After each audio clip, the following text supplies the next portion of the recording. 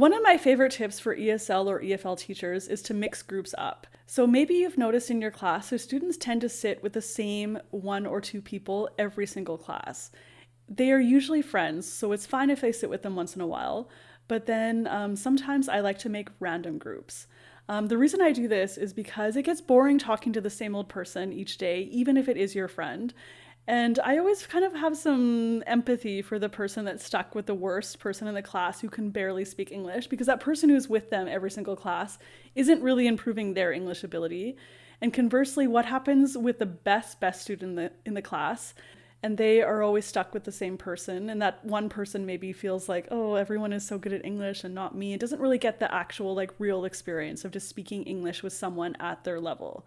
So mix groups up. I choose random numbers. So I'll say like 1, 2, 3, 4, 5, 1, 2, 3, 4, 5. The number ones can go together, number twos can go together, that kind of thing. Okay, so if you like this tip, please hit like and subscribe, and catch you next time.